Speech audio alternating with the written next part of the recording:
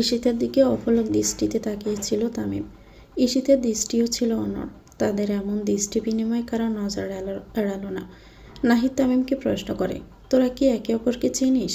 নাহিদের এই প্রশ্নের বিপরীতে তামিম বেশ ঠান্ডা গলায় বলল, ও আমার স্টুডেন্ট ছিল, এক সময় ওকে টিউশনি পড়াতাম, এর থেকে বেশি কিছু না। এর থেকে বেশি কিছু না। এই কথাটা বারবার বাজতে থাকে ঈশিতার কানে। তার মনে তীব্র ব্যথার সৃষ্টি করেছিল এই কথা। এক সময় তো সে ভালোবাসত এই লোকটাকে, অথচ লোকটা কখনো তার ভালোবাসার গুরুত্ব দেয়নি। কিন্তু তাই বলে তাকে এত সামান্যভাবেই ভাববে? ঈশিতা বাকরুদ্ধ। এদিকে আয়ুষের জন্মদিনের আয়োজন আবার শুরু হয়। সে কেক কেটে সে কেক সবাইকে খাইয়ে দেয়। এসব দৃশ্য ঘরের এক কোণে দাঁড়িয়ে দেখছিল ঐশী। ঈশিতার নজর তামিমের দিকে নিবদ্ধ। বারংবার আর চোখে তামিমকেই দেখছিল সে। মন যেন বড্ড অবুঝ হয়ে দাঁড়িয়েছে। আয়ুষ কেকের টুকরো নিয়ে ঈশিতার কাছে আসতেই সে বেশ দাম্ভিকতা দেখিয়ে বলল, আমি কেক খাবো না, আমার পছন্দ না। আয়ুষও ঈশিতাকে এ ব্যাপারে জোর করে না, তবে তার ঈশিতার এমন ব্যবহার মোটেও ভালো লাগে না। ঐশী সবার দৃষ্টি আড়ালে থাকলেও নাহিদের আঁখি জগল ঠিকই খুঁজে নেয় তাকে। নাহিদ ঐশীর একদম কাছাকাছি গিয়ে বলল, হ্যালো, কেমন আছো তুমি? জি ভালো, আপনি? আমিও। তা তুমি এখানে একা দাঁড়িয়ে কী করছো? সবাই ওখানে কত আনন্দ করছে। আসলে আমার শরীরটা ভালো নেই। সে কি, কি হয়েছে? তেমন কিছুই না, একটু মাথা ব্যথা করছে। আমার এত গ্যাদারিং ভালো লাগে না। নাহিদ আর কোনো কথা বাড়ালো না। অপলক দেখতে থাকে ঐশী। নাহিদের এমন দৃষ্টি ঐশীকেও করে তুলেছিল অস্থির। তাই সে বলে, আমি রুমে যাচ্ছি, একটু বিশ্রামের প্রয়োজন। কথাটা বলে প্রস্থান করে। নাহিদ ঐশীর যাওয়ার পানে তাকিয়ে বলতে থাকে, কবে মায়াবতীকে আমি নিজের করে পাবো গো আল্লাহ। বর্তমানে সবাই খাওয়া দাওয়ায় ব্যস্ত। আয়ুষ তার কিছু বন্ধু ও সহকর্মীর সাথে আড্ডা দিতে ব্যস্ত। জাহানারা বেগম ও আলতাফ তালুকদারও অতিথি আপ্যায়নে ব্যস্ত। ঈশিতার কাছে এটাই ছিল সুবর্ণ সুযোগ। সে সবার দৃষ্টি এড়িয়ে তামিমের কাছে গেল।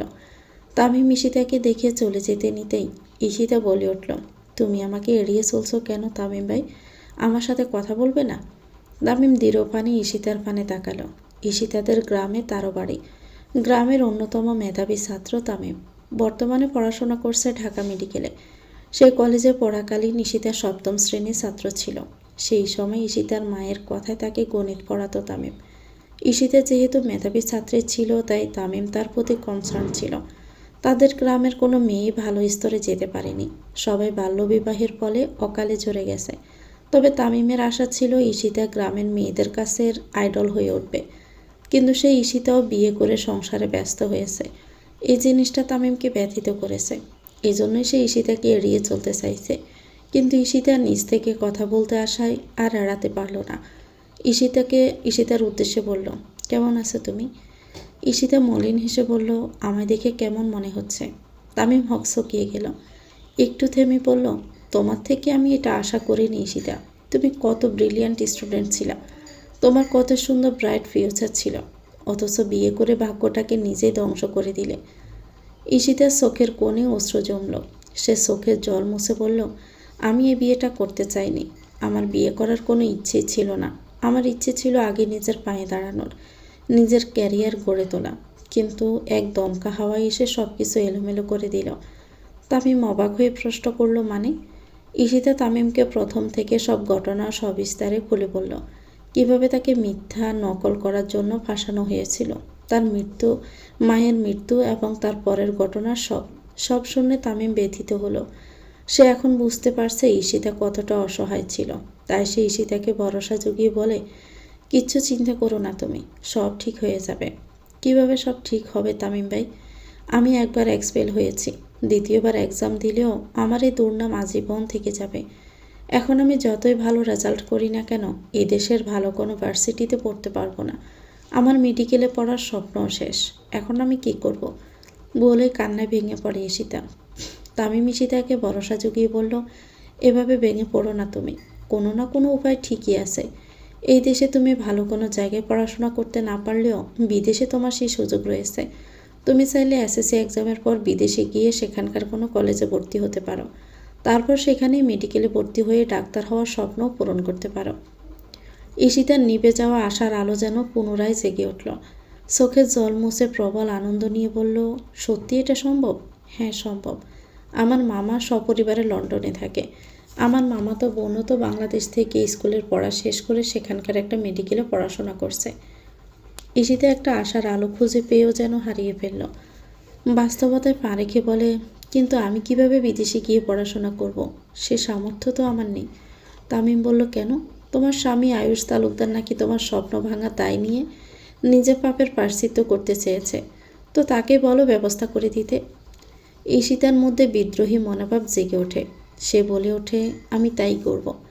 অতিথিরা সব বিদায় নিয়েছে। নাহিদও তামিমকে নিয়ে চলে গেছে। রাতে রুমে এসে জামা কাপড় বদলে একটা সালোয়ার পরে নেয় ঈশিতা। আয়ুষও রুমে এসে ফ্রেশ হয়ে সোফায় শুতে যায়। এমন সময় ঈশিতা আয়ুষের সামনে এসে বলল, আমার আপনার সাথে কিছু জরুরি কথা আছে। হ্যাঁ বলো।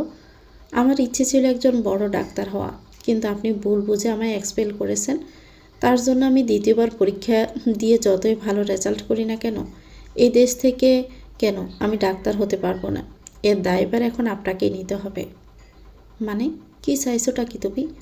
আমি চাই এসএসসি পরীক্ষার পর বিদেশে চলে যেতে, আপনি সে ব্যবস্থা করবেন। এসব তুমি কি বলছো ঈশিতা? এত কম বয়সে তুমি বিদেশে গিয়ে কি করবে, কিভাবে থাকবে?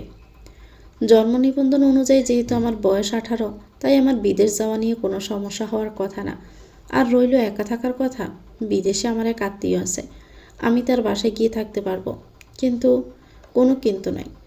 আপনি যদি সত্যি মনে করে থাকেন আপনার একটা ভুল সিদ্ধান্ত আমার জীবনকে নরকে পরিণত করেছে, এবং এখন আপনি যদি সেটার প্রায়শ্চিত্ত করতে চান, তিনি আপনাকে আমার কথা শুনতেই হবে।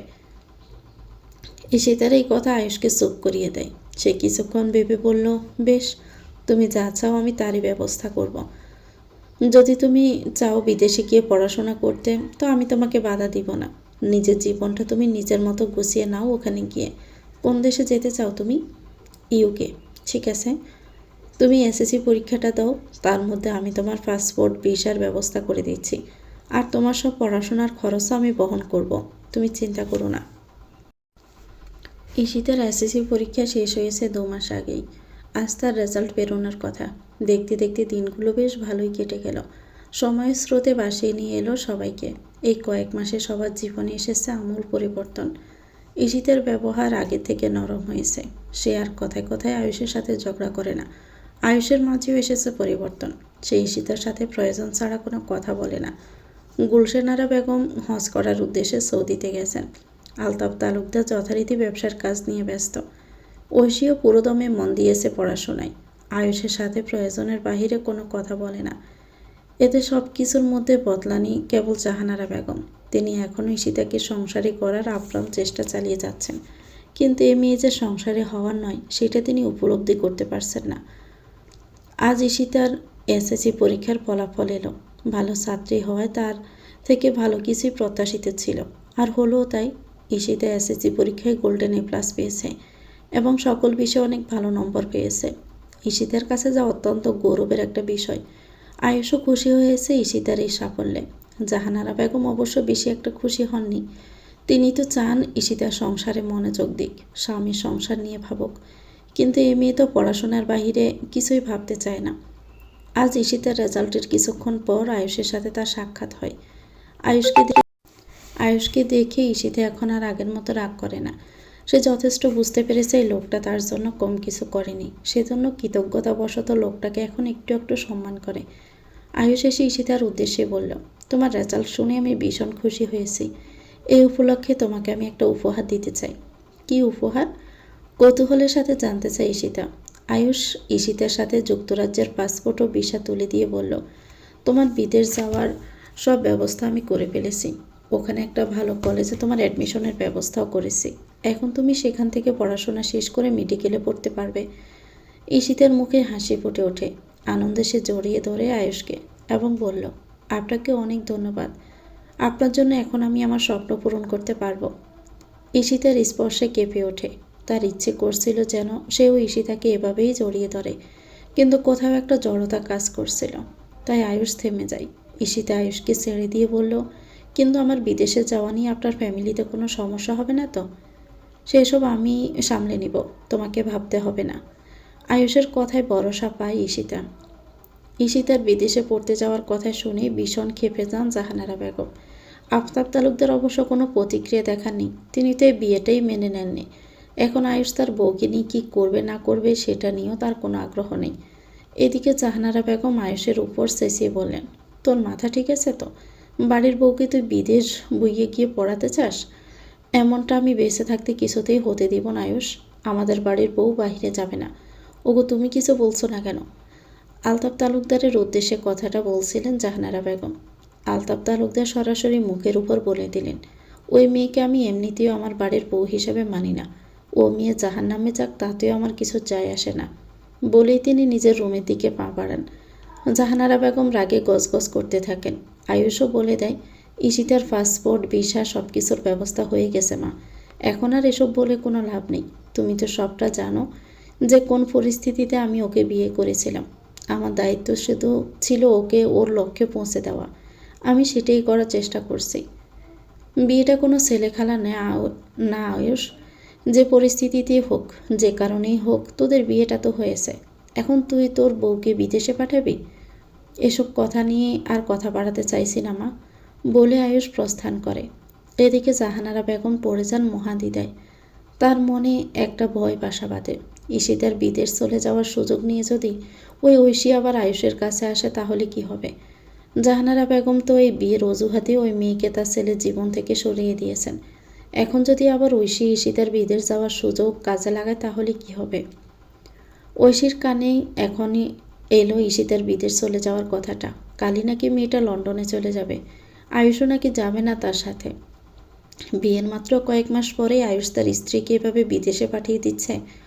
ব্যাপারটা ঐশীর কাছে ঠিক কেমন জানি ঠেকল। তাছাড়া সে যা পর্যবেক্ষণ করছে তাতে বুঝতে পেরেছে আয়ুষ ঈশিতার সম্পর্ক খুব একটা সুবিধাজনক নয়। ঈশিতা আয়ুষের নিত্য নৈমিত্তিক কথা কাটাকাটি আগে তার কানে আসতো। এখন যদিও বা সেটা কম এসেছিল, কিন্তু হঠাৎ এভাবে ঈশিতার বিদেশ গমন এটা বেশ ভাবাচ্ছিল ঐশীকে। তাই ঐশী ভাবলো এবার সব কিছুর খোঁজ লাগাবে সে। আসল সত্যটা তাকে জানতেই হবে। আগামীকাল ঈশিতার ফ্লাইট। সে পাড়ি জমাবে লন্ডনে। সেই হিসাবে আজ ঈশিতার এ বাড়িতে শেষ রাত। কিছুক্ষণ আগে জাহানারা বেগমের সাথে কথা বলতে গেল ঈশিতা, কিন্তু জাহানারা বেগম তার সাথে কথা না বলে মুখের উপর দরজা লাগিয়ে দিয়েছে। এই ব্যাপারটা ভীষণ ব্যথিত করে তুলেছে ঈশিতাকে। এ বাড়িতে তো জাহানারা বেগম তাকে সবচেয়ে বেশি ভালোবাসা দিয়েছিল, অথচ এখন তিনি ঈশিতা থেকে মুখ ফিরিয়ে নিলেন। এটা মেনে নেওয়া ঈশিতার পক্ষে সত্যি ভীষণ কষ্টের ছিল। ঈশিতা মানতেই পারল না এটা। এরই মধ্যে আয়ুষের একটি কাজ ঈশিতাকে আরও অবাক করল। ঈশিতা রুমে আসতেই আয়ুষ ঈশিতার দিকে একটা পেপার বাড়িয়ে দিয়ে বলল, নাও। ঈশিতা অবাক হয়ে প্রশ্ন করল, কি এটা? আয়ুষ দীর্ঘশ্বাস ফেলে বলল, divorce papers. Divorce papers?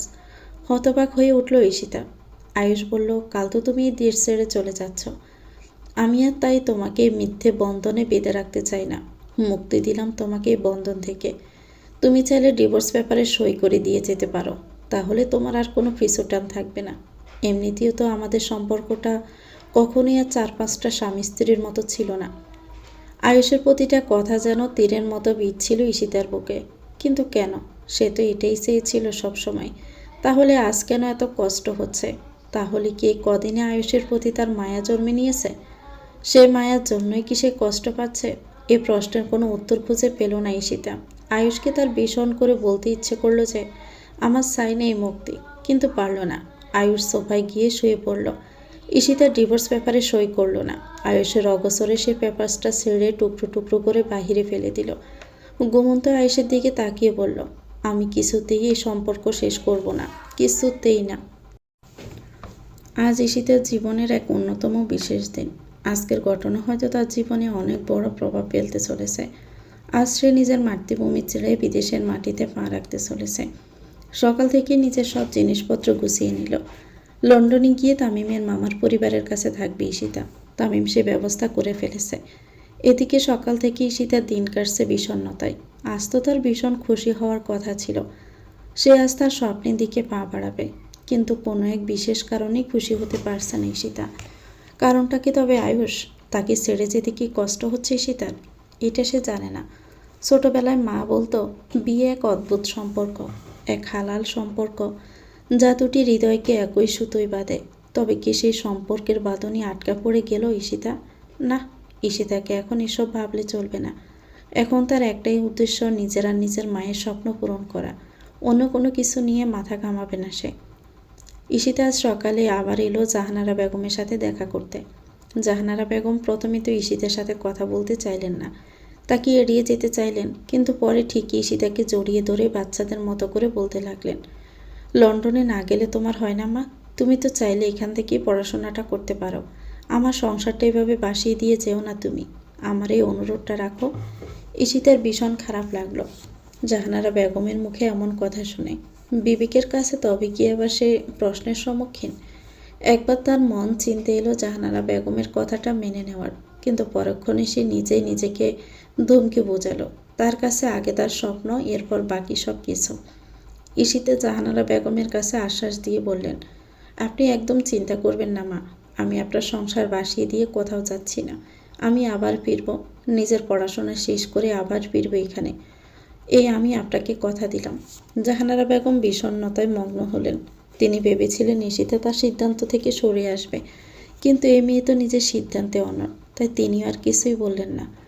Ishita উঠে চলে এলো নিজের রুমে। আয়ুষ সেখানে ঈশিতার জন্য অপেক্ষা করছিল। ঈশিতা আসতেই আবার বলল, তোমাকে কাল যে ডিভোর্স পেপারটা দিয়েছিলাম সেটা কোথায়? ঈশিতা কিছুক্ষণ চুপ থেকে বলল, এখন এসব নিয়ে কিছু বলতে চাইছি না। আমি বিদেশ থেকে ফেরার পর এ নিয়ে কথা বলবো। কিন্তু কোনো কিন্তু নয়। আয়ুষ আর কোনো কথা বাড়ালো না। যাওয়ার আগে পুরো তালুকদার বাড়িটা ঘুরে ঘুরে দেখতে লাগলো ঈশিতা।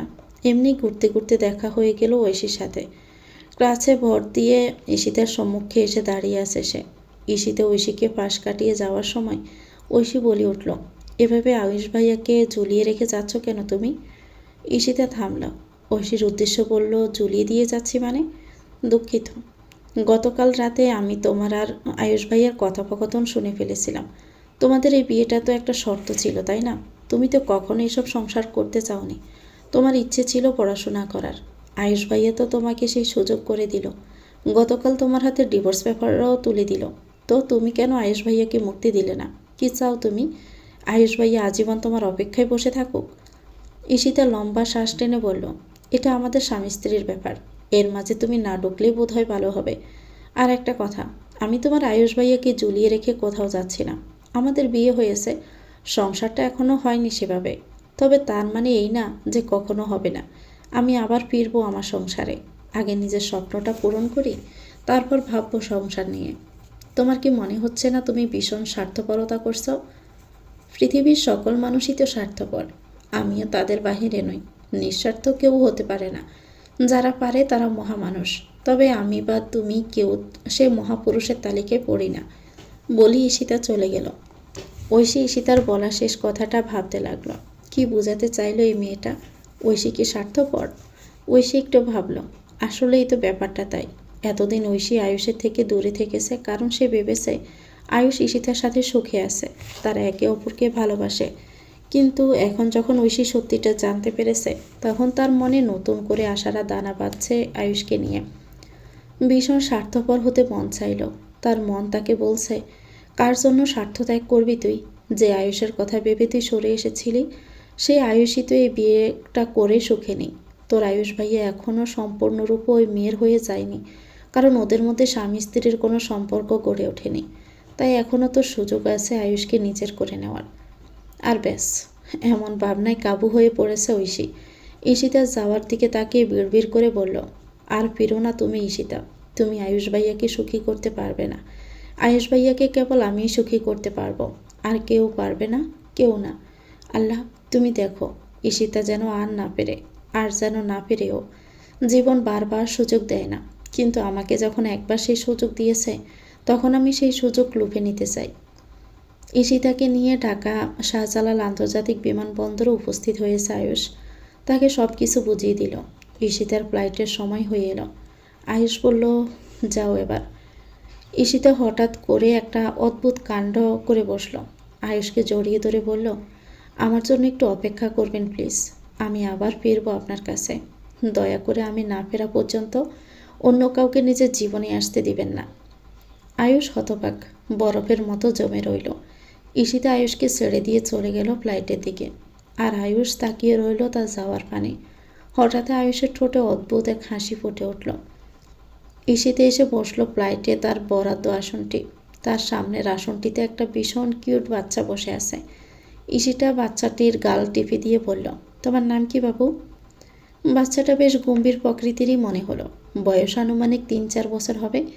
গাল ফুলিয়ে বলল, আমার নাম প্রহর চৌধুরী। ঈশিতা হেসে বলল, প্রহর চৌধুরী? বাচ্চাটা মাথা নাড়ল। এমন সময় একজন মহিলা এসে বসলো বাচ্চাটির পাশে। ঈশিতার দিকে তাকিয়ে মহিলাটি সামান্য হেসে বলল, ও আপনাকে বিরক্ত করেনি তো? আরে না না, আমি তোকে বিরক্ত করলাম। মহিলাটি বলল, আপনাকে দেখে তো মনে হচ্ছে খুব বেশি বয়স না। একা একা যাচ্ছেন? জি, বিদেশে পড়তে যাচ্ছি। আপনার নাম? ঈশিতা। আপনার? আমার নাম প্রণালী। কথাটা হেসেই বলল সে। এমন সময় প্রণালীর পাশের সিটটিতে এসে বসলো তার স্বামী সমুদ্র চৌধুরী। সে এসে প্রহরের গাল টিপে বলল, আমার বাবাই কেমন আছে এখন? প্রহর বলল, ভালো। ঈশিতা প্রণালীদের প্রশ্ন করল, আপনারা কেন লন্ডন যাচ্ছেন? প্রণালী বলল, আমার শাশুড়ি পুষ্পা চৌধুরী লন্ডনে চিকিৎসাধীন আছেন, ওনার সাথে দেখা করতে চাচ্ছি। ও আচ্ছা। এভাবেই টুকিটাকি কথা চলতে লাগে। আয়ুষ বাড়িতে ফিরতে দেখতে পায় বাড়িতে যেন কুরুক্ষেত্র বেঁধেছে। গুলশান আরা বেগম একটু আগে হজ থেকে ফিরেছেন, আর ইতিমধ্যেই তিনি ঈশিতার দেশ ত্যাগ করে বিদেশে গিয়ে পড়াশোনার ব্যাপারে জেনে গেছেন। গোড়া রক্ষণশীল গণনার গুলশান আরা বেগম এটা কিছুতেই মানতে পারছেন না। বাড়িতে এসে এসব শুনে তিনি জাহানারা বেগমের উপর চেঁচাচ্ছেন। রেগে রেগে বলছেন, কেমন মেয়েকে নিজের ছেলের বউ করে এনেছো তুমি? বাড়ির বউ ঢ্যাং ঢ্যাং করে বিদেশে পড়তে চলে গেল। আমার মাথা কাজ করছে না। এতগুলো দিন মেয়েটা স্বামী থেকে দূরে থাকবে? ওর চরিত্র ধরে রাখতে পারবে তো? আর সব থেকে বড় কথা, স্বামীর হক তো আদায় হবে না। এই অনাচার আমি কিছুতেই মেনে নিব না। আয়ুষ তার দাদির সমস্ত কথাই শুনেছে। সে এগিয়ে এসে বলল, আমার এতে কোনো অসুবিধা নেই দাদি। আমার ঈশিতার উপর পূর্ণ সমর্থন আছে। ও আগে নিজের ক্যারিয়ার করুক, তারপর আমাদের সংসার নিয়ে ভাবা যাবে। গুলশান আরা বেগম বলেন, ওই মেয়ে কি তোকে জাদুবিদ্যা দিয়ে বশ করলো নাকি রে আয়ুষ? তুই এ কেমন অবিবেচকের মতো কথা বলছিস? না, অনেক হয়েছে। আমার সংসারে আমি এসব কোনো ধরনের অনাচার মানব না। ওই মেয়ে গেছে তোর নেটা চুকে গেছে। এমনিতেও ওই মেয়েকে বাড়ির বউ হিসাবে আমরা একেবারেই পছন্দ ছিল না। এবার আমি একটা ভালো মেয়ে দেখে আয়ুষের বিয়ে দিব। আয়ুষ স্পষ্ট জানিয়ে দেয়, আমি মনে প্রাণে ঈশিতাকে আমার স্ত্রী মানি। ওকে ছাড়া আর অন্য কাউকে আমার স্ত্রী বলে মানব না। আলতাফ তালুকদার সবেমাত্র বাড়িতে এলেন। ছেলের কথায় তিনি রেগে গিয়ে আয়ুষের গালে সর বসিয়ে দিয়ে বললেন, বেয়াদব। এতদিন ধরে তোমার অনেক বেয়াদবি সহ্য করেছি, কিন্তু আর নয়। এবার তোমাকে আমাদের কথা শুনতেই হবে। ওই ঈশিতাকে আমরা আর এ বাড়ির বউ বলে মানি না। জাহানারা বেগম অসহায় হয়ে সব দেখছেন। তার এখন আর কিছুই করার নেই। এই ভয়টাই তিনি পাচ্ছিলেন। সব রাগ এখন ঈশিতার উপরে। ওই মেয়েটার জন্যই তো সব কিছু এখন এলোমেলো হয়ে গেছে। একটা সাজানো সংসার পেলে উনি চলে গেলেন ক্যারিয়ার ঠিক করতে। এখন তো এই সংসার টিকে থাকার বিন্দুমাত্র সম্ভাবনা নেই। কথায় আছে না, কারো পৌষ মাস তো কারো সর্বনাশ। এই কথাটা যেন আবারও সত্য প্রমাণিত হলো। এত কিছুর মাঝেও ঐশীর কাছে সম্ভাবনার দ্বার খুলে গেছে। মুখোশ খুলে বাহিরে আসছে তার আসল রূপ। ঐশী মনে মনে বলে, এবার এই সুযোগটাকে কাজে লাগিয়ে আমি আয়ুষ ভাইয়াকে নিজের করে নিব। আয়ুষ ভাইয়া তো ঈশিতাকে কখনো স্পর্শ পর্যন্ত করেনি। ওদের মধ্যে স্বামী স্ত্রীর কিছুই হয়নি। আয়ুষ ভাইয়া আবার শুধু আমার হবে, শুধুই আমার। এসব কথা ভেবেই হাসলো ঐশী। এখন তার একটাই কাজ, যে কোনো মূল্যে আয়ুষকে নিজের দিকে পরিচিত করা। তাহলে 16 কলা পূর্ণ হবে, সফল হবে তার পরিকল্পনা। ঈশিতা লন্ডনে এসে সব কিছুর সাথে মানিয়ে নেওয়ার চেষ্টা করছে। যদিও বা এসব করতে তার অনেক সময় লেগেছে, তবে তামিমের মামা এবং মামি ভীষণ ভালো মানসিকতার। তাদের সাথে মানিয়ে নিতে ঈশিতার মোটেও সমস্যা হচ্ছে না, বরং ভালোই লাগছে অনেক। তবে লন্ডন শহরে মানিয়ে নেওয়া তার জন্য কষ্টের। গ্রামে থেকে বড় হওয়া এক সাধারণ মেয়ের কাছে এত অত্যাধুনিক শহরে থাকার অভিজ্ঞতা একেবারেই ভিন্ন। ঈশিতা তো ভেবে পাচ্ছে না এই শহরে নিজেকে কিভাবে মানিয়ে নেবে। আদৌ পারবে তো? এরই মাঝে তার ফোনে এলো জাহানারা বেগমের কল। ফোনটা রিসিভ করতে জাহানারা বেগম ঈশিতাকে ভর্ৎসনা করে বলল, লোভী স্বার্থপর মেয়ে, তোমার জন্য আমার সংসারটা বেসে যেতে বসেছে। তুমি তো আমার সংসারে অলক্ষী হয়ে এসেছিলে, আর আমি তোমায় মাথায় তুলেছিলাম। তোমার কখনো ভালো হবে না, তুমি দেখে নিও। আমার ছেলেটাকে কষ্ট দিয়ে তুমি সুখী হতে পারবে না। বলেই তিনি ফোন রেখে দেন। ঈশিতা কিছু বুঝে উঠতে পারে না। কিছু বলারও সুযোগ পায় না। জাহানারা বেগমের থেকে এমন কিছু আশা করেনি সে। মহিলাটা তাকে কতই না ভালোবাসত। ঈশিতা এরপর আয়ুষকে ফোন করলো। আয়ুষ ফোনটা রিসিভ করতে ঈশিতা জিজ্ঞেস করল, কেমন আছেন আপনি? ওদিকের পরিস্থিতি ঠিকঠাক তো? আমি ভালোই আছি, আর এখানকার পরিস্থিতিও ভালো। তুমি বলো ওখানকার কি অবস্থা? লন্ডনে কোনো অসুবিধা হচ্ছে না তো? না, এদিকেও সব ঠিক আছে। বেশ, তবে আর কি, তুমি নিজের ক্যারিয়ারে ফোকাস করো। এটাই তো তুমি চেয়েছিলে।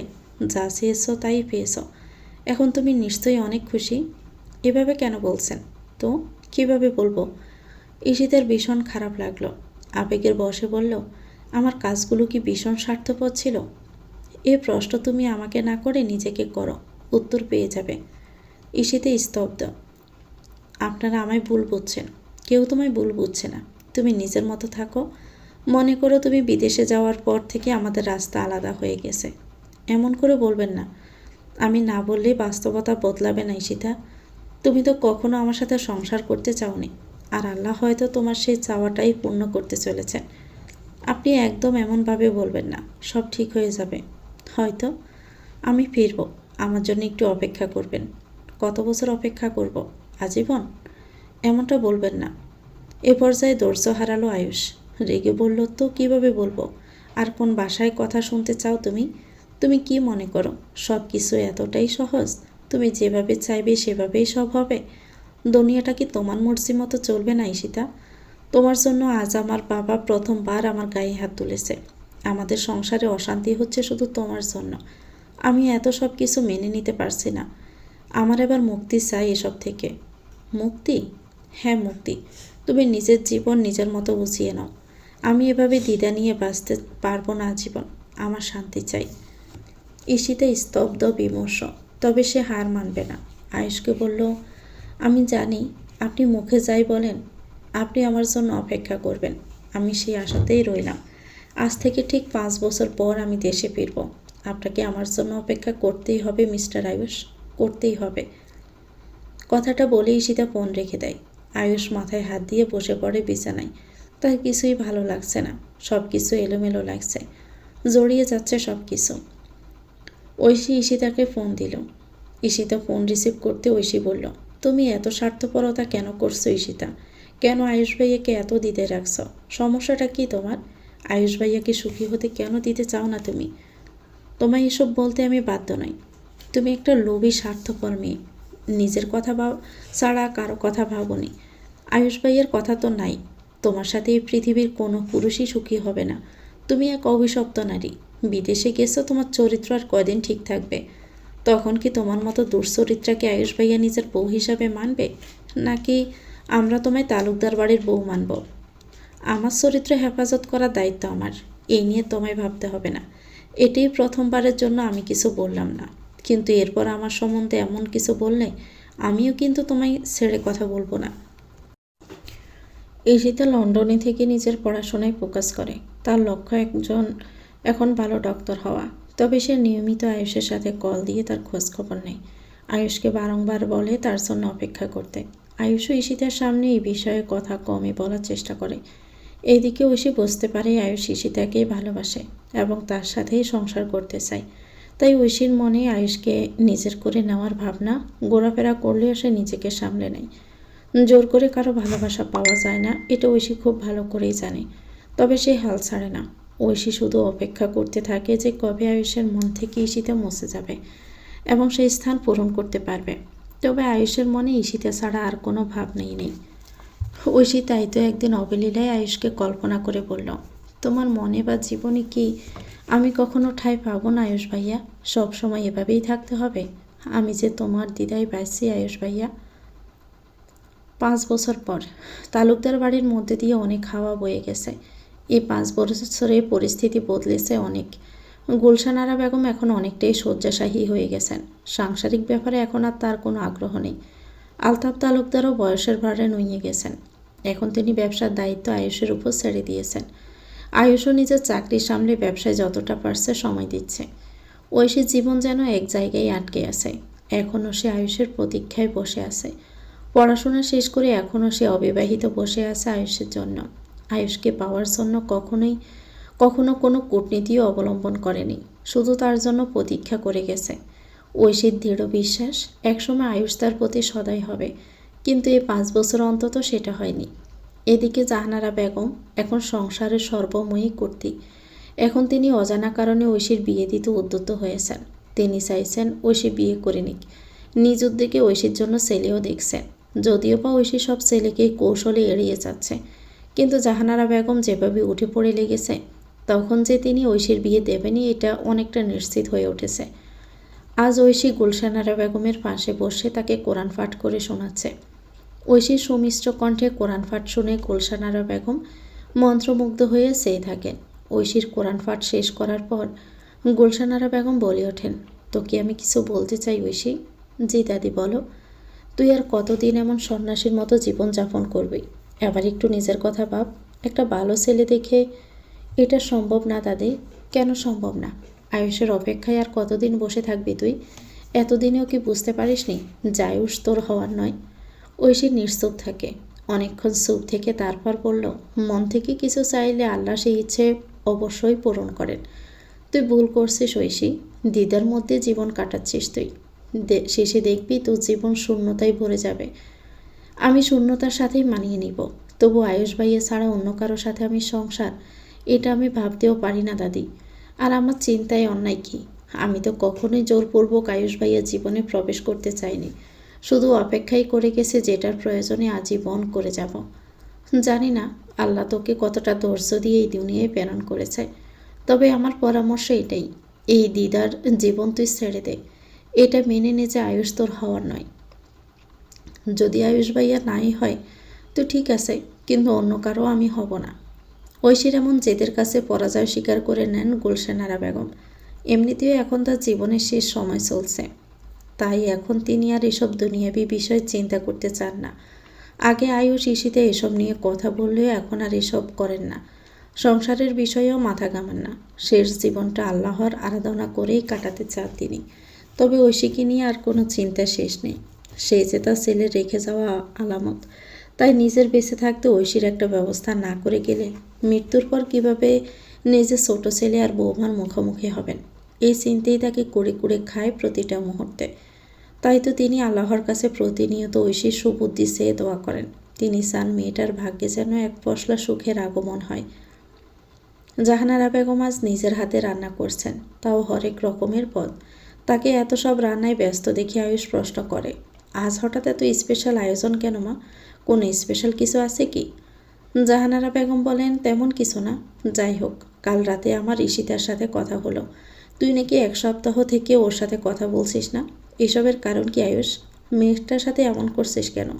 ও তোকে কত ভালোবাসে, এত দূর বিদেশে গিয়েও তোকে ভুলে যায়নি, আর তুই এমন করছিস? ঈশিতের কিছু সিদ্ধান্ত আমি মেনে নিতে পারিনি মা। ও লন্ডনে নিজের এত সুন্দর ক্যারিয়ার ছেড়ে দেশে ফিরতে চায়। এটা কি ঠিক বলো? কেন ঠিক নয়? ও কি আজীবন বিদেশে পড়ে থাকবে? এদেশে থেকেও তো ভালো কিছু করা যায়। ও এসে আবার সংসারের দায়িত্ব কাঁধে তুলে নিক। আমি আর কত দিকে এক হাতে সামাল দিব। আয়ুষ প্রতিউত্তরে কিছু বলল না। জাহানারা বেগম রান্না করতে করতে মনে মনে বললেন, ঈশিতাকে পেটতেই হতো। ওই ঐশীর ব্যবহার আমার মোটেই সুবিধার লাগছে না। এতদিন ধরে ওর বিয়ে দেওয়ার চেষ্টা করছে, কিন্তু বিয়ে করছে না। নিশ্চয়ই আমার ছেলের ঘাড়ে জ্বলে বসার পরিকল্পনা নিয়ে বসে আছে। এটা তো আমি কিছুতেই হতে দিব না। সেজন্যই ঈশিতাকে তো পিটতেই হতো। হঠাৎই বাড়ির কলিং বেল বেজে ওঠে। ঐশী ড্রয়িং রুমে থাকায় সে শুনতে পেয়ে দরজা খুলে দিল। দরজা খুলতে অবাক হয়ে তাকিয়ে রইল। বিস্ময়ের সুরে বলল, তুমি? ঈশিতা হেসে বলল, হ্যাঁ আমি। আবার ফিরে এলাম নিজের সংসারে, নিজের স্বামীর কাছে। ঐশীকে পাশ কাটিয়ে ঈশিতা তালুকদার বাড়িতে প্রবেশ করে। জাহানারা বেগম রান্নাঘর থেকে বেরিয়ে বললেন, কে এলো রে? ঈশিতাকে দেখে তিনি খুশি হয়ে বললেন, তুমি এসে গেছো ঈশিতা, এসো এসো, তোমার জন্যই তো এত আয়োজন করছি। ঐশী বলল, বড় আম্মু, তুমি কি জানতে ঈশিতা আজ ফিরবে? তাহলে আমাদের বলনি যে? জাহানারা বেগম দায়সারাভাবে বলেন, বলার প্রয়োজন মনে করিনি তাই। ঐশীর মুখ থমথমে হয়ে যায়। ঈশিতা বলে, আরে না, আমি চেয়েছিলাম সবাইকে সারপ্রাইজ দিতে, এজন্যই মাকে নিষেধ করেছিলাম সবাইকে না জানাতে। মা, ও কোথায়? ও মানে আয়ুষ? ও তো ওর রুমে আছে, যাও গিয়ে ওকে অবাক করে দাও। ঈশিতা আয়ুষের রুমের দিকে পা বাড়ালো। ঐশী ঈশিতা যাওয়ার পানে তাকিয়ে থাকে। জাহানারা বেগম বললেন, যাক, এতদিন আমার বাড়ির বউ বাড়িতে ফিরল, এখন আমি নিশ্চিন্তে থাকতে পারবো। চারদিকে যা চিল শকুনের নজর আমার ছেলের দিকে। ঐশী বুঝলো কথাটা তাকে উদ্দেশ্য করেই বলা, তবে সে কোনো প্রতিক্রিয়া দেখালো না। ঈশিতা গিয়ে দাঁড়ালো আয়ুষের দরজার সামনে। দরজায় নক করার কিছুক্ষণ পর আয়ুষ দরজা খুলে ঈশিতাকে দেখে ভূত দেখার মতোই চমকে গেল। ঈশিতা হেসে বলল, সারপ্রাইজড। আয়ুষকে প্রথমে খুশি লাগলেও হঠাৎ তার মুখ গম্ভীর হয়ে গেল। রেগে সে ঈশিতার মুখের উপর দরজা লাগিয়ে দিল। ঈশিতা স্তব্ধ। আয়ুষ চিৎকার করে বলল, কেন এসেছো তুমি এখানে? লন্ডনে ফিরে যাও আবার। তোমাকে আমি চাই না। আয়ুষ যে ঈশিতাকে চায় না এই কথাটা ঈশিতা মেনে নিতে পারছে না। ঈশিতার মুখে আদার নেমে এলো, চোখ বেয়ে গড়িয়ে পড়ল নোনা জল। অভিমান ভরা কণ্ঠে ঈশিতা বলে উঠল, আমার সাথে এমন কেন করছেন আয়ুষ? 1 সপ্তাহ থেকে আমার সাথে কোনো কথা বলছেন না, আমাকে এড়িয়ে চলছেন। আজ ভেবেছিলাম আমাকে দেখে ভীষণ খুশি হবেন, কিন্তু আপনি এমন ব্যবহার করছেন। আমি কি জানতে পারি আমার দোষটা কোথায়? আয়ুষ নিজেকে দাতস্থ করার চেষ্টায় রত হয়। দৃঢ় গলায় বলল, আমি কোনো কথা বাড়াতে চাইছি না, তুমি এখান থেকে যাও। তোমার উপস্থিতি আমার সহ্য হচ্ছে না। যাব না আমি, এখানেই দাঁড়িয়ে থাকবো। আয়ুষ রেগে দরজা খুলে বের হয়। ঈশিতাকে কিছু বলার সুযোগ না দিয়ে ঈশিতার হাত ধরে তাকে দূরে নিয়ে গিয়ে বলল, তোমায় আমি বলেছিলাম না তোমায় আর এদেশে ফিরতে হবে না? তাহলে তুমি কেন ফিরলে? আমাকে শান্তিতে থাকতে দেখে তোমার ভালো লাগছিল না বুঝি? এই জন্যই আমার লাইফটা হেল্প করতে চলে আসছো? আপনি এমনভাবে কেন কথা বলছেন আয়ুষ? তুমি জানো না কিছু? আর কত নাটক করবে তুমি? 5 বছর ধরে আমার সাথে অনেক নাটক করেছ। আমি বোকা ছিলাম তাই তোমার নাটকগুলো সত্য ভেবেছিলাম। তবে এখন আমার চোখ খুলে গেছে। তোমায় আমি নিজের ত্রিসীমানায়ও দেখতে ইচ্ছে করছে না। তোমায় স্পর্শ করতেও আমার ঘৃণা লাগছে। বিশ্বাস করো। যাই হোক, তুমি এসেছো একদিক থেকে ভালোই হয়েছে। আইনত এবং সামাজিক মতে তুমি এখনও আমার স্ত্রী। এই সম্পর্কটার জন্যই এখনও তোমার অধিকার আছে আমার জীবনে। তবে এই অধিকার আর থাকবে না। এবার আমি তোমাকেও মুক্তি দিব আর নিজেও এই ছেলে খেলার বিয়ে থেকে মুক্তি পাবো। নিজের জীবন নতুন করে শুরু করতে পারবো। এসব কি যাতা কথা বলছেন আপনি আয়ুষ? কেন করছেন এমন? আয়ুষ ঈশিতার কথার কোনো উত্তর না দিয়ে নিজের রুমের দিকে চলে যায়। ঈশিতা আয়ুষকে ডাকতে থাকে, কিন্তু সে কোনো সাড়া দেয় না। ঈশিতা সেখানে বসেই কাঁদতে থাকে। আয়ুষ দূর থেকে ঈশিতাকে কাঁদতে দেখে। তার ইচ্ছে হয় কাছে এসে ঈশিতাকে জড়িয়ে ধরে তাকে সামলাতে, কিন্তু সে নিজেকে দমিয়ে রাখে। আয়ুষ দ্রুত নিজের রুমে গিয়ে দরজা লাগিয়ে সেও ওখানেই বসে পড়ে। এতক্ষণ অনেক কষ্টে নিজের কান্না আটকে রেখেছিল সে, তবে এবার আর পারল না। আয়ুষ আবার নিজের কান্নায় নিজেই ভেঙে পড়ল। ঈশিতার উদ্দেশ্যে বলল, কেন ঈশিতা, কেন? এভাবে আমায় কেন ঠকালে? আমি তো 5 বছর তোমার অপেক্ষায় বসেছিলাম। তোমার জন্য কত স্বপ্ন সাজিয়েছিলাম, আর তুমি এভাবে আমার সব স্বপ্ন ভেঙে দিলে। কি কমতি ছিল আমার মাঝে যে তুমি আমায় এভাবে ধোঁকা দিলে? তোমার ওই চোখের জলে আমি আর বলবো না, আর না। টিনা তামিমের মামাতো বোন। লন্ডনের একটা বিলাসবহুল হোটেলে অবস্থান করছে সে বর্তমানে। হঠাৎ তার ফোনে কাঙ্ক্ষিত নাম্বার থেকে ফোন এলো। টিনা হাস্যোজ্জ্বল মুখে ফোনটা রিসিভ করলো। রিসিভ করে বলল, হ্যালো ব্রো, কেমন আছো? তামিম বলল, আই এম ফাইন। তোর খবর কি বল? আমার খবর জানাবো নাকি তুমি যে খবর জানাতে কল দিয়েছো সেটাই জানাবো? তুই তো বেশ বুদ্ধিমতী, তাই আমাকে নিশ্চয়ই তোকে কিছু বুঝিয়ে দিতে হবে না। যাই হোক, মিশন কমপ্লিট। তোমার কথা মতো আমি ঈশিতার পর আয়ুষের ফোনে তোমার আর ঈশিতের কিছু ঘনিষ্ঠ ছবি পাঠিয়ে দিয়েছি, সাথে তোমাদের ওই ড্রামার পার্টটাও। তামিম মৃদু হাসে। 1 বছর আগে সে যখন লন্ডনে গেছিল, তখন বাসায় একটা অনুষ্ঠানে তারা ড্রামায় অভিনয় করেছিল। সেখানে ঈশিতা ছিল নায়িকা এবং সে নায়ক। সেই ছবি টিনা রেকর্ড করে রেখেছিল, আর এখন সুযোগ বুঝে সেসব ব্যবহার করে আয়ুষ ও ঈশিতার মধ্যে ভুল বোঝাবুঝি তৈরি করছে তারা দুজনে মিলে। টিনা তামিমকে বলল, তবে আমি বুঝতে পারছি না ব্রো, তুমি ওই ঈশিতার মধ্যে এমন কী পেলে যে একটা বিবাহিতা মেয়ে সংসার ভাঙতে উঠে পড়ে লেগেছ? আমি এসব করতাম না, কিন্তু তুমি এমনভাবে অনুরোধ করলে যে না করে থাকতে পারলাম না। মিস্টার আয়ুষ তালুকদারের সামনে সবটা এমনভাবে ফোল্ডে করলাম যে উনি মনে করছেন তুমি আর ঈশিতা মিলে ওনাকে ঠকাচ্ছ। ঈশিতা তোমার সাথে কোনো সম্পর্কে আছে। ঈশিতাকে আমি সেই জবে প্রথম দেখেছি তখন থেকে পছন্দ করি, কিন্তু ও তখন অনেক ছোট ছিল, এজন্য নিজের মনের কথা বলতে পারিনি। ওকে আমি এতটা ভালোবেসেছি যে ও ছাড়া অন্য কারো দিকে কখনো নজরই দেইনি আমি। যদি ওই আয়ুষ লোকটা মাঝখানে চলে না আসতো তাহলে এতদিন আমি ঈশিতাকে নিজের করে নিতাম। কিন্তু যাই হোক, এখনও সময় আছে। যে কোনো মূল্যে আমি ঈশিতাকে নিজের করে নিব। তার জন্য যা করতে হয় করব। টিনা দীর্ঘশ্বাস ফেলে বলল, আমিও যথাসাধ্য তোমায় সাহায্য করব। বলে টিনা ফোন রেখে দেয়। ফোন রেখে বলল, ঈশিতা, তুমি বড্ড লাকি যে তামিম ব্রো তোমায় ভালোবাসে। আমার মনে হয় তামিম ব্রো এর থেকে ভালো তোমাকে কেউ ভালোবাসতে পারবে না। তাই আমি নিজের কাজ নিয়ে একটু আফসোস করছি না, বরং আমি খুশি হব যদি তোমার সংসার ভেঙে যায় আর তামিম ব্রো তোমাকে পায়। বিনিময়ে আমিও তো তামিম ব্রোয়ের বেস্ট ফ্রেন্ড নাহিদকে পাবো। তামিম ব্রো বলেছে তোমার সংসারটা ভাঙতে পারলে নাহিদের সাথে আমার সেটিং করিয়ে দিবে। তার জন্য এতটুকু তো আমি করতেই পারি। বলে টিনা নিজের ফোনে নাহিদের একটা ছবি বের করে শুয়ে পড়ল বিছানায়। ঈশিতা জাহানারা বেগমের রুমে এসে বসেছে। জাহানারা বেগম ঈশিতার মাথায় হাত বুলিয়ে দিয়ে বললেন, আমি জানি না আয়ুষ তোমার সাথে এমন কেন করছে, তবে তুমি কোনো চিন্তা করবে না, দেখবার সব ঠিক হয়ে যাবে। ও হয়তো একটু অভিমান করেছে, এতগুলো বছর পর তুমি পিরলা, আর এই বাড়িতে এই পরিস্থিতি। যাই হোক, কতক্ষণ আর না খেয়ে থাকবে, চলো খেয়ে নাও। আমার খেতে ইচ্ছে করছে না মা, না বললে তো আমি শুনবো না, এসো আমি তোমাকে খাইয়ে দিচ্ছি। বলে জাহানারা বেগম ভাত নিয়ে এসে ঈশিতাকে খাইয়ে দেয়। ঈশিতা যেন জাহানারা বেগমের মাঝে নিজের মাকেই খুঁজে পায়। জাহানারা বেগমকে জড়িয়ে ধরে বলল, আমার জন্যই সব কিছু এমন হয়ে গেছে, তাই না মা? আমি যদি বিদেশে না যেতাম তাহলে আপনার ছেলে এভাবে আমার উপর রাগ করে থাকতো না। আর শ্বশুরমশাই, দাদু শাশুড়ি সবার মন আমি জয় করতে পারতাম। এখন এসব বলে তো কোনো লাভ নেই বৌমা। আগে যা হয়েছে তা অতীত, তা আমরা বদলাতে পারবো না। এখন যা হবে তা আমাদের হাতেই রয়েছে। এখন তুমি চেষ্টা করো নিজের স্বামীর মন জয় করার, এই বাড়িতে নিজের অবস্থানটা শক্ত করার। ঈশিতা মাথা নাড়ায়। জাহানারা বেগম বলেন, আয়ুষ তোমার উপর বেশিক্ষণ রাগ করে থাকতে পারবে না। তুমি শুধু ক্যারিয়ার নিয়ে আর না এত ভেবে সংসারে মন দাও। ঈশিতা বলল, আমি আর ক্যারিয়ার নিয়ে ভাবছি না, আমি এখন শুধু আমার স্বামীর সংসার নিয়ে ভাবছি। আগে নিজের স্বামী সংসার ঠিক করব, তারপর ক্যারিয়ার। আমি জানি না আয়ুষের কী হয়েছে, তবে আমি ওর সব অভিমান, সব রাগ মুছে দিব, এটাই তো চাই। আয়ুষের বদলে যাওয়া ব্যবহার ঈশিতাকে অবাক করেছে। সে বারবার গেছে আয়ুষের সাথে কথা বলার জন্য, কিন্তু আয়ুষ তাকে ফিরিয়ে দেয়। ঈশিতা বুঝে উঠতে পারে না কী তার সমস্যা, কেন সে এমন অবহেলা করছে। তবে ঈশিতা ঠিক করে নিয়েছে যে সে করেই হোক আবার আয়ুষের মন জয় করবেই। এটা যত কঠিন কাজই হোক না কেন সে করবে। ঈশিতার এমন ভাবনা থেকে সিদ্ধান্ত নিল আজ সে শুধু বাড়ির সবার জন্য রান্না করবে। এতে শুধু আয়ুষ নয়, বাকি সবার মন জয় করতে পারবে। যে ভাবা সেই কাজ। এ ভাবনা থেকে আয়ুষ সহ পরিবারের সবার জন্য রান্না করতে লাগলো ঈশিতা। বিভিন্ন রকম রান্না করলো একা হাতে। ঈশিতা ভাবলো এই রান্না দিয়েই সবার মন জয় করা সম্ভব। তবে সে হোঁচট খেলো যখন এত কষ্ট করে রান্না শেষে সে সবাইকে পরিবেশন করতে গেল। আলতাফ তালুকদার তো ঈশিতাকে দেখেই রেগে গেলেন। জাহানারা বেগমকে রাগ দেখিয়ে বললেন, এসব রান্না কি এই মেয়েটা করেছে?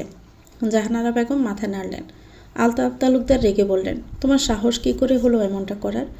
কি করে ভাবলে তুমি যে তোমার রান্না করা খাবার আমরা খাবো?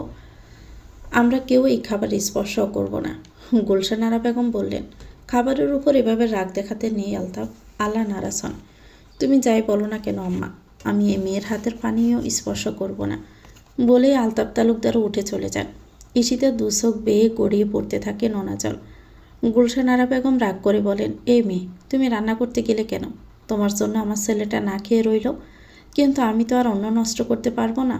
এই ঐশী, চল আমরা অল্প খেয়ে উঠে পড়ি। ঐশী মাথা নাড়ালো। দুজনই অল্প পরিমাণে খেয়ে উঠে পড়ল।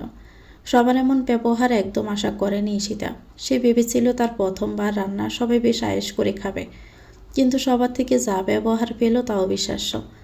জাহানারা বেগম এসে ঈশিতাকে সান্ত্বনা দিয়ে বললেন, তুমি একদম চিন্তা করো না, সব কিছু ঠিক হয়ে যাবে, দেখো সময়ের সাথে সব ঠিক হয়ে যাবে। আর যাই হোক না কেন, আয়ুষ তো আজ তোমার রান্না খেয়ে ভীষণ খুশি হবে, দেখে নিও। আয়ুষের সব রাগ জল হবে। পরিবারের বাকি সবাই একটু বেশি রেগে আছে, তাই হয়তো সময় লাগবে, কিন্তু আয়ুষ আজই প্রথম একদম আবার আগের মতো তোমায় কাছে টেনে নেবে, এটা আমার বিশ্বাস। শাশুড়ির কথায় ভীষণ ভরসা পেল ঈশিতা। তার মনে হলো এবার বুঝি সব ঠিক হয়ে যাবে। আয়ুষ তো প্রায় বলতো ঈশিতার সাথে একটা সুখের সংসার সাজাতে চাই। এবার ঈশিতা নিজে থেকে এত কিছু করেছে জানলে তার থেকে খুশি আর কেউ হবে না। ঈশিতার বাকি দিনগুলো চলে গেল আয়ুষের অপেক্ষায়। এই জন্য সে নিজেও না খেয়ে রইল। উদ্দেশ্য আয়ুষ ফিরলে সব মান অভিমান মুছে দুজন মিলে একসাথে খাবে। জাহানারা বেগমও ঈশিতার এই সিদ্ধান্তে বড্ড খুশি। খুশির জোয়ারে বইছে তার মনের মাঝে। তিনি তো সবসময় এটাই চেয়েছিলেন যে ঈশিতা আবার সংসারী হোক, তাদের মাঝে সব সমস্যা মিটে যাক। যাই হোক, দুপুরে ক্লান্ত হয়ে বাসায় ফিরল আয়ুষ। আয়ুষ কলিং বেল চাপতে ঈশিতা গিয়ে নিচে দরজা খুলে তাকে হাসি মুখ উপহার দিল। কিন্তু আয়ুষ তাকিয়ে রইল থমথমে গম্ভীর মুখে। ঈশিতার এটা ভালো লাগলো না। তার সমস্ত খুশিও যেন মিলিয়ে গেল। আয়ুষ ঈশিতাকে পাশ কাটিয়ে ভেতরে ঢুকল। আয়ুষ সামনে এগোতে গিয়েই নিতেই ঈশিতা সাহস করে বলল, আমি আজ নিজের হাতে আপনার জন্য অনেক কিছু রান্না করেছি, আপনি খাবেন না? আয়ুষ ঈশিতার কথা শুনে দাঁড়িয়ে পড়ল। ঈশিতার মনে আশার সঞ্চার হলো। সে খুব সুন্দর করে থালায় খাবার বাড়ল আয়ুষের জন্য। তারপর তার দিকে খাবার বাড়িয়ে দিয়ে বলল, এই নিন খান। আয়ুষ কিছুক্ষণ চুপ করেই থাকলো। তারপর এমন এক কাণ্ড করে বসলো যা ঈশিতা কল্পনাতেও আনেনি। এক মুহূর্তে সব খাবার ছড়ে মারল দূরে। চিৎকার করে বলল, কোন সাহসে তুমি আমার জন্য খাবার করেছ? কি ভেবেছোটা কি তুমি? তোমার মতো দুশ্চরিত্রা মেয়ের হাতে রান্না আমি খাবো? ঈশিতা হতবাক হয়ে বলল, আয়ুষ, এসব আপনি কি বলছেন? আমি দুশ্চরিত্রা? জাহানারা বেগম, আলতাফ তালুকদার, গুলশানারা বেগম, ঐশী সবাই ছুটে এলো আয়ুষের চিৎকার শুনে। জাহানারা বেগম এসে বললেন, কি হয়েছে আয়ুষ? এভাবে কেন চেঁচাচ্ছিস? চেঁচাবো না তো কী করব? এই মেয়েটার এত অডাসিটি হয় কিভাবে? আমার জন্য কেন রান্না করেছে ও? ও তোর স্ত্রী আয়ুষ। কিসের স্ত্রী? যে মেয়ে বিদেশে গিয়ে আমার অলক্ষ্যে অন্য ছেলের সাথে সম্পর্কে জড়ায়, তাকে আমি স্ত্রীর মর্যাদা দিব? ঈশিতার চোখ দিয়ে অজরে অশ্রু পড়ছে। সে অবিশ্বাসের কণ্ঠে বলল, আমার নামে এসব বাজে কথা বলা বন্ধ করুন। কিসের ভিত্তিতে এসব বলছেন আপনি? আয়ুষ ভীষণ ক্ষেপে আছে। আমি চাইনি সবাইকে এসব দেখাতে, কিন্তু তোমার এই অভিনয় দেখে আমি আর চুপ থাকতে পারলাম না। বলে সে সবাইকে তামিম ও ঈশিতার কিছু ছবি আর সাথে সে ড্রামার ভিডিওটাও দেখায়। এটা দেখে ঈশিতা স্তব্ধ। জাহানারা বেগম বললেন, ছি ঈশিতা, ছি, আমি কত বিশ্বাস করেছিলাম তোমাকে, আর তুমি সেই বিশ্বাসের এই প্রতিদান দিলে। আলতাফ তালুকদার বললেন, দেখলে তো জাহানারা, এই জন্যই আমি শুরু থেকে এই মেয়েকে পছন্দ করি না। তোমরা মা ছেলে তো এই মেয়েকে নিয়ে অনেক আদিক্ষেতা দেখিয়েছ, এবার বুঝো তার ফল। ঐশী বলল, বিদেশে যাওয়ার আগে তো খুব বড় বড় কথা বলছিলে যে তোমার চরিত্র হেফাজতে রাখার দায়িত্ব তোমার। এই তার নমুনা? গুলশানারা বেগম রেগে বোম। তিনি বললেন, আয়ুষ, তুই দাঁড়িয়ে আছিস কেন? এক্ষুনি এই ফাঁপটাকে বাড়ি থেকে দূর কর। ওর ত্রিসীমানায় থাকতেও আমার ঘৃণা হচ্ছে। এই জন্যই বলছিলাম বউকে বিদেশ না পাঠাতে। এবার তো দেখেছিস এর পরিণাম কী। ঈশিতা সবার উদ্দেশ্যে বলল, আপনারা বিশ্বাস করুন, এই সব কিছু মিথ্যে। আমার আর তামিম ভাইয়ের মধ্যে এমন কিছু নেই। আয়ুষ ঈশিতাকে শক্ত করে ধরে বলল, একদম মিথ্যে কথা বলবে না। আমি তোমার লেখা ডায়েরি পড়েছি। তুমি সেখানে লিখেছ তুমি তামিমকে পছন্দ করো। হ্যাঁ, পছন্দ করতাম, কিন্তু সেটা বিয়ের আগে। বিয়ের পরে আমি ওনাকে সেই নজরে আর দেখি না। একটার পর একটা মিথ্যে, একটার পর একটা মিথ্যে শুধু বলেই যাচ্ছ। ঈশিতা জাহানারা বেগমের সামনে গিয়ে বলে, মা, আপনি অন্তত আমায় বিশ্বাস করুন। জাহানারা বেগম একটা অবিশ্বাস্য কাহিনী করে বসেন। ঠাস করে থাপ্পড় মারেন ঈশিতাকে আর বলেন, তোমাকে বিশ্বাস করাই আমার জীবনের সব থেকে বড় ভুল। দূরে যাও আমার থেকে, আমার ঘৃণা হচ্ছে তোমাকে দেখে। মা, আপনিও? খবরদার, আমায় তুমি মা বলে ডাকবে না। আয়ুষ, তোকে এই দুশ্চরিত্রা মেয়ের সাথে সংসার করতে হবে না। তুই একে ডিভোর্স দিয়ে দে। আয়ুষ এসে ঈশিতার হাত শক্ত করে ধরে বলল, হ্যাঁ মা, এবার তাই করব। ঈশিতা হাত জটকা দিয়ে সরিয়ে বলল, আমি আপনাকে ডিভোর্স দিব না। আমাকে একটা সুযোগ দিন নিজেকে নির্দোষ প্রমাণ করার। আর কত সুযোগ দিব তোমাকে? 5 বছর কি যথেষ্ট সুযোগ দিয়েছি আমার জীবন নষ্ট করার? আর নয়, আমাকে শুধু 72 ঘন্টা সময় দিন। এই 72 ঘন্টার মধ্যে আমি প্রমাণ করেই ছাড়ব যে আমি কোনো অন্যায় করিনি। এটাই ঈশিতার চ্যালেঞ্জ। ঈশিতার রুমে এসে দরজা লাগিয়ে বসে আছে। সবার এত অপমান, এত গঞ্জনা তার মনকে বিষিয়ে তুলছে। নানা খারাপ চিন্তা মাথায় আসছে, কিন্তু ঈশিতা নিজেকে সামলে রাখল। জোরে শ্বাস নিয়ে বলল, আমায় এখন কোনো ভুল সিদ্ধান্ত নিলে চলবে না। সবার আগে সামনে এটা প্রমাণ করে দেখিয়ে দিতে হবে যে আমি সম্পূর্ণ নির্দোষ। তারপর কোনো সিদ্ধান্তে পৌঁছাতে হবে। ঈশিতা আয়ুষের দেখানো সমস্ত ভিডিওর কথা ভাবতে লাগলো। ঈশিতা খেয়াল করেছে আয়ুষ ফেসবুকে মেসেঞ্জারে এই ভিডিও এবং ছবিগুলো দেখাচ্ছিল, আর এইসব টিনার আইডি থেকে পাঠানো হয়েছে। ঈশিতা বোকা বনে গেল। এতক্ষণ তো এই কথাটা মাথাতেই আসেনি। টিনা আমার সাথে এমনটা কেন করলো? ওর সাথে তো আমার কোনো শত্রুতা নেই। ঈশিতা কিছুক্ষণ ভাবতে লাগলো। হঠাৎ করে তার মাথায় একটা বুদ্ধি এলো। সেদিন যে তারা নাটক করেছে এই তথ্য তো টিনার বাবা মাও জানে। ঈশিতাকে তো টিনার বাবা মা ভীষণ আপন করে নিয়েছে, একদম নিজের মেয়ের মতোই দেখেছেন। তারা নিশ্চয়ই সব জানলে ঈশিতার পক্ষেই কথা বলবে। টিনার সব চক্রান্ত তখন ফাঁস হয়ে যাবে। কিন্তু এর মাঝে ঈশিতার মনে এই চিন্তা এলো যে টিনা কেন তার কোনো ক্ষতি করতে যাবে। তার সাথে তো ঈশিতার কোনো পার্সোনাল শত্রুতা নেই, বরঞ্চ তাদের মধ্যে সম্পর্ক বেশ স্বাভাবিক ছিল। হিসাবগুলো কেন জানি মিলতে চাইছে না। কি স্বার্থ থাকতে পারে টিনার এসব করার পিছনে? ঈশিতা ভেবে পেল না। তবে তার হাতে এখন এত কিছু ভাবার সময় নেই। আপাতত তাকে সবার সামনে নিজের নির্দোষ হওয়ার প্রমাণ পেশ করতে হবে, তারপর বাকি কিছু। আয়ুষ সোফায় একদম মন খারাপ করে বসে আছে। জাহানারা বেগম আয়ুষের কাছে এসে তার মাথায় হাত বুলিয়ে দিয়ে বলেন, আমি বুঝতে পারছি তোর মধ্যে দিয়ে এখন কি বয়ে যাচ্ছে। তোর মনের অবস্থাটা আমি বুঝতে পারছি আয়ুষ। আমি নিজেও ভাবতে পারিনি ঈশিতা এমন একটা কাজ করবে, এভাবে তোকে ধোকা দিবে। প্লিজ মা, এসব আর বলো না। আমার আর এসব শুনতে ভালো লাগছে না। তোকে শুনতে হবে আমার কথা। দেখ বাবা, ঈশিতাকে তুই যথেষ্ট সময় দিয়েছিস। এই 5 বছর তোকে অপেক্ষা করানোর পর এখনও এইসব ধোকাবাজি উপহার দিচ্ছে। এটা আমি মানতে পারছি না। 72 ঘন্টা পর যদি ও নিজেকে নিরপরাধ প্রমাণ করতে না পারে, তাহলে কিন্তু তুই ওর উপরে একটুও দয়া দেখাবি না। ওকে তোর জীবন থেকে আর এই বাড়ি থেকে একদম দূর করে দিবি। আয়ুষ মাথা নাড়িয়ে বলে, আমি এমনই করব মা। ওকে অনেক সুযোগ দিয়েছি।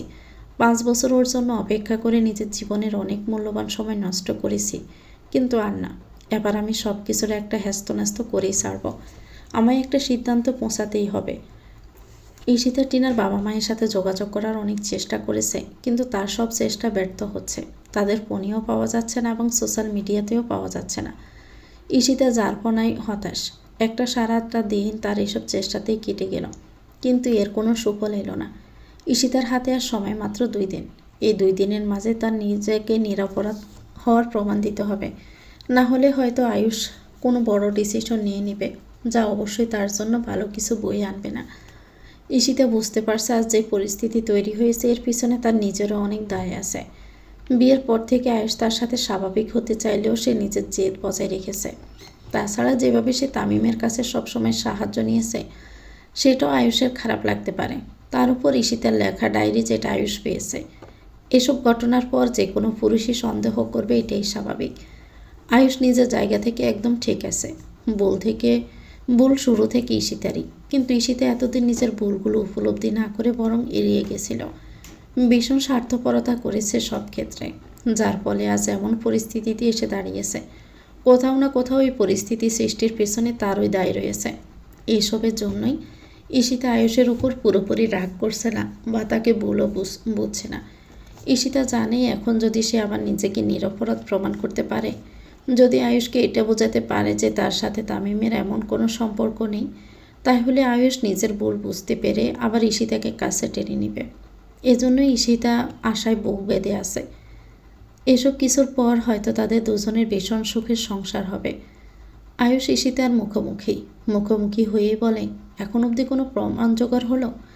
ঈশিতা দুপাশে মাথা জাকিয়ে বলে, না, আর কিন্তু মাত্র 2 দিন। এর মাঝে যদি কোনো প্রমাণ দিতে না পারো, তাহলে কিন্তু আমি কঠোর সিদ্ধান্ত নিতে বাধ্য হব। কঠোর সিদ্ধান্ত? হ্যাঁ, কঠোর সিদ্ধান্ত। জানো, তোমার দিকে তাকাতেও আমার ইচ্ছে করে না। শরিয়া আইন মোতাবেক তো তোমায় পাথর নিক্ষেপ করে মারা উচিত। কত বড় স্পর্ধা তোমার! বিয়ের পর পরপুরুষের সঙ্গে রঙ্গ তামাশা করো। আপনি আমাকে ভুল বলছেন। সবটা জানার পর অনেক আফসোস করবেন, দেখে নিয়েন। আই উইশ যেন আমায় আফসোস করতে হয়, কিন্তু আপাতত সব কিছু তোমার বিরুদ্ধে।